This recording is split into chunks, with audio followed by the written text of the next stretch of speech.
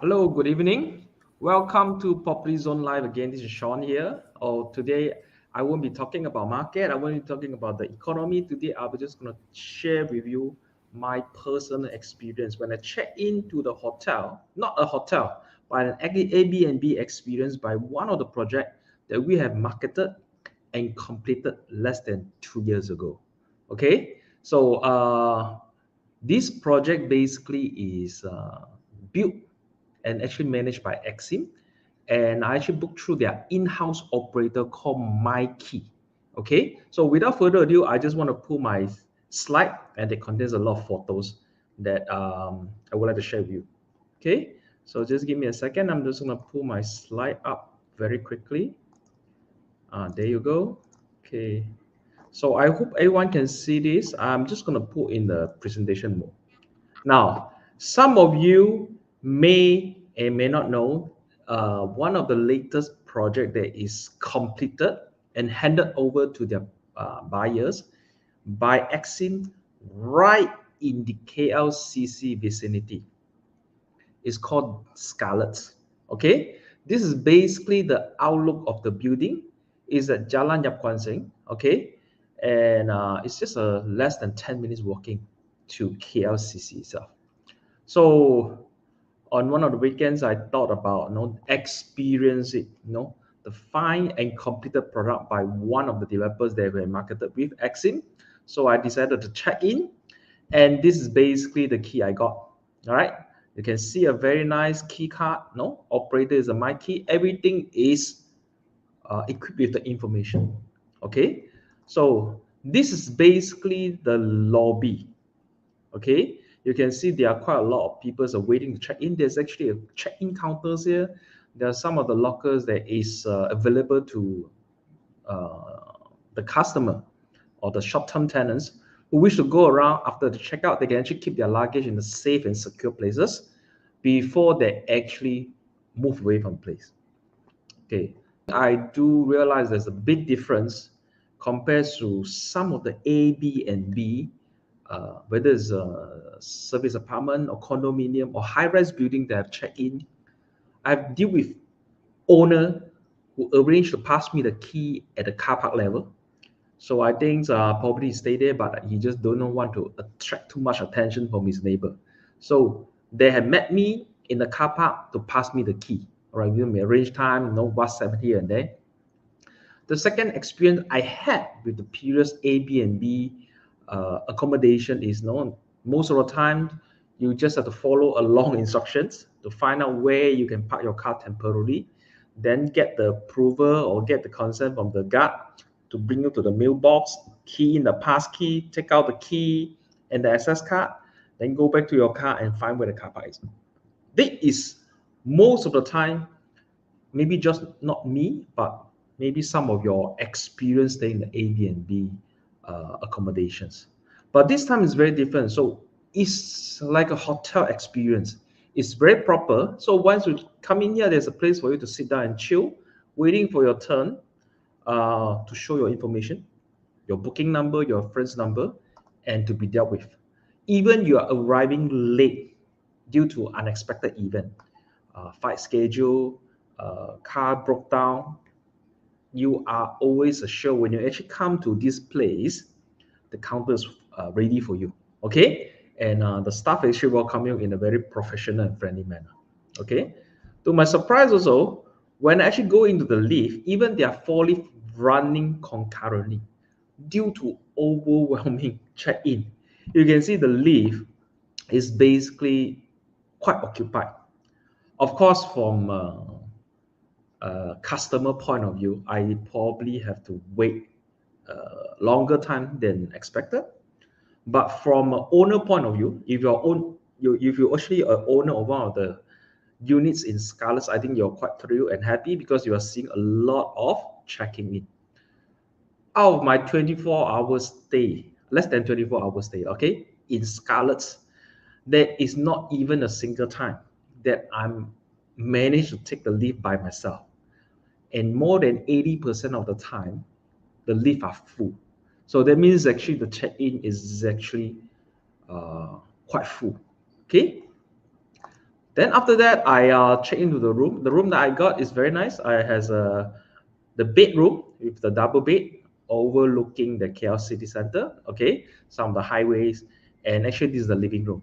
Okay, and what you are seeing here, at first, when we come in, we are quite concerned about the noise on the highway.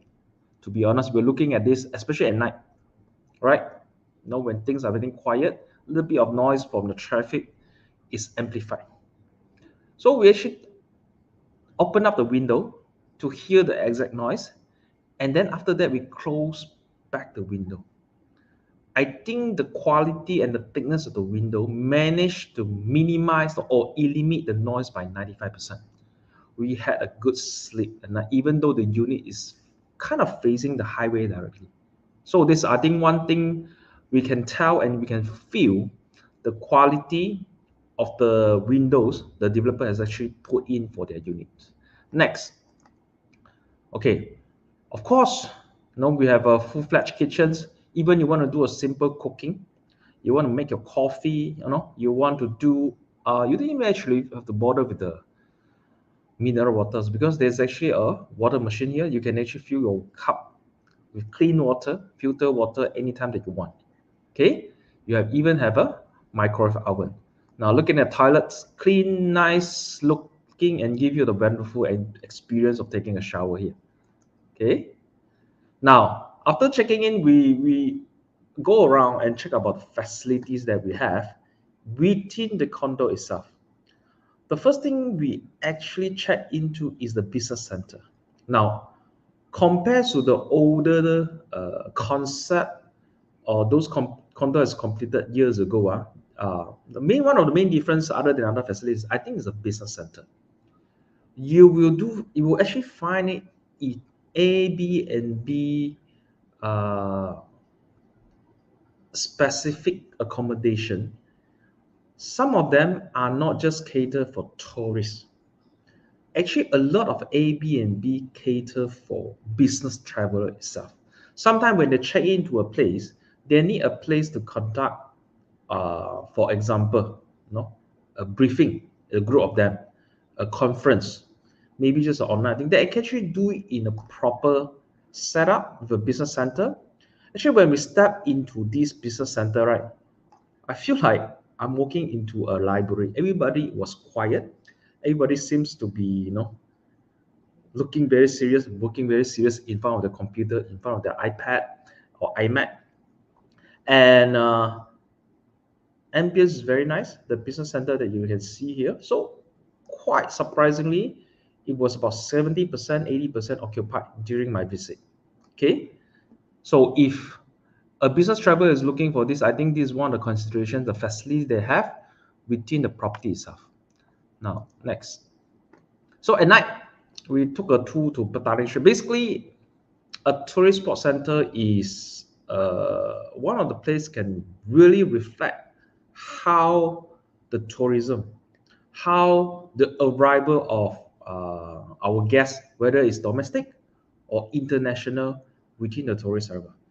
So we actually check out this place. It's called Portuguese Grillfish. The queue was very long. Now we basically have to queue to take a number, queue to take a seat, and queue and wait for our food. But one thing you can realize, Petaling Street, I haven't been there for quite a while. It was as a combination of the old traditional food store that you can see a hawker store, and a lot of nice cafe, a small pub is actually setting up to cater for the younger generation. Through this experience that I took a tour to Petaling Street or to Chinatown in Malaysia, I feel that the vibrancy of tourism has come back. Bear in mind, even up to today, the China has not really opened up its border for their citizens to travel around the world. So what we are seeing basically is what it is minus the mass arrival of Chinese tourists here. So I did a quick search. Of course, this is the tourist arrival for the past 1.5 years. You can see, when we are still in lockdown, the tourist arrival is negligible. So slowly you're climbing up the stair, and what you're seeing is actually a spike in the tourist arrival. We are looking close to 2 million, okay, in the quarter of 2023 as well. So if you are looking to invest in a Airbnb property, and you want to find out more about the information about the arrival of international tourists, this is one of the things maybe you can take a look. Of course, the highlight of the facility within Scarlett's is its infinity pool at the sky level.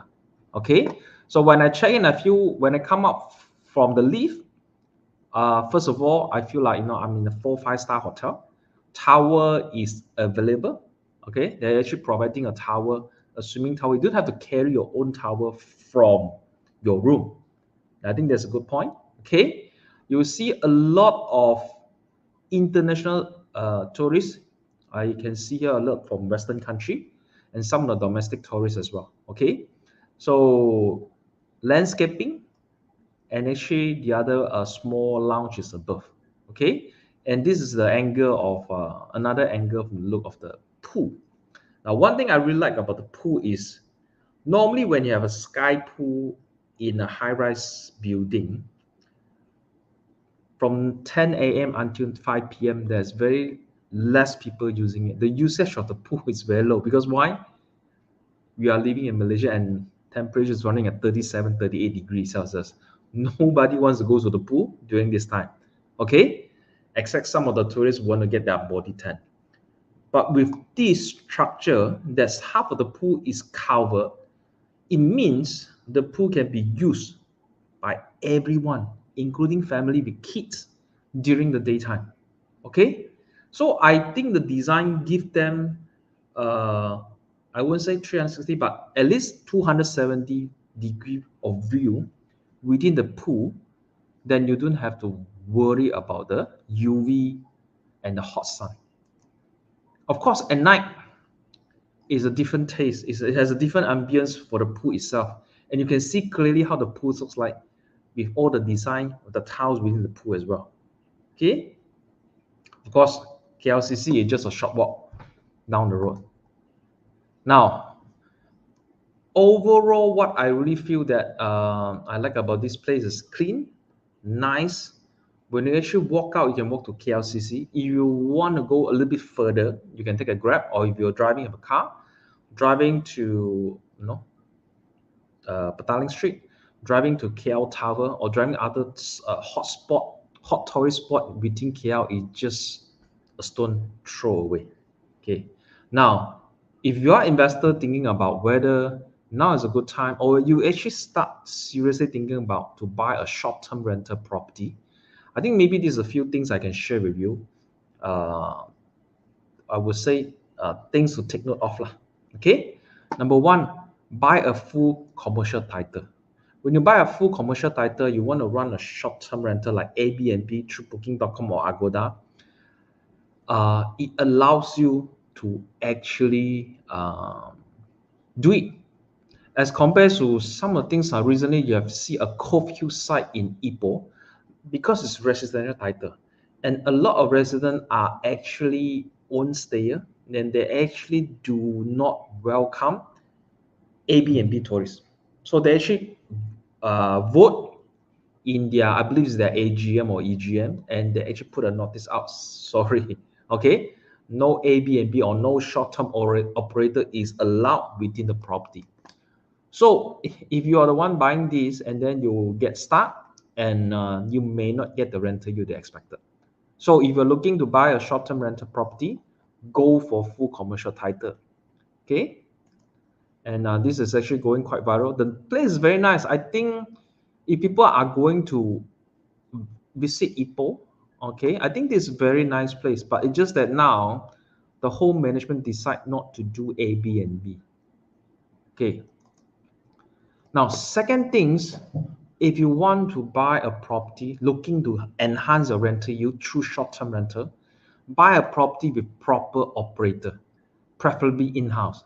So I think one of the things you will look you look at today's Airbnb oriented properties or short-term rental oriented properties, proper counters, proper lobby for people to chill themselves, have a place to sit while waiting for check-in is very important, because ultimately the customer experience does not start after they go into their room, right?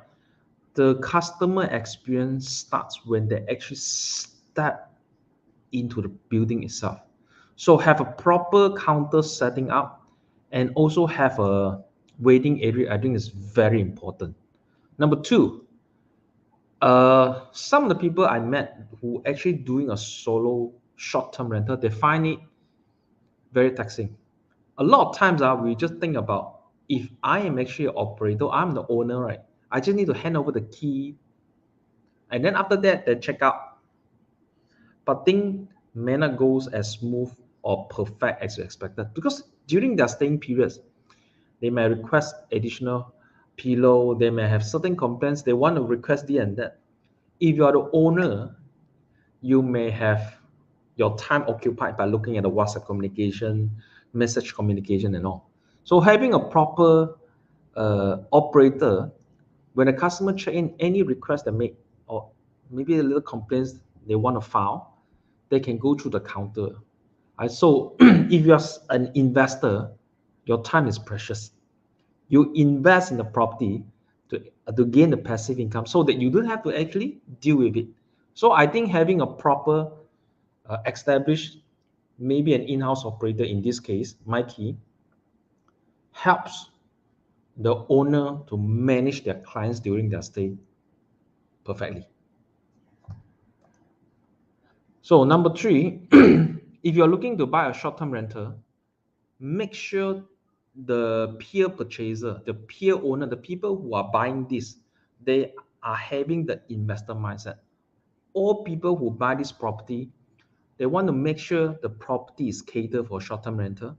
The ultimate goal for all the owners who bought this property, they just want to enhance the yield. So whatever money they put in, whether the money they actually spend to purchase the property, the money they spend to do up the unit, the money actually comes back with the highest return. So there's a bit of sharing of my short stay in Scarlett's, okay, the newly delivered property by Exit. So that will be my sharing for today. Thank you very much, and see you next month.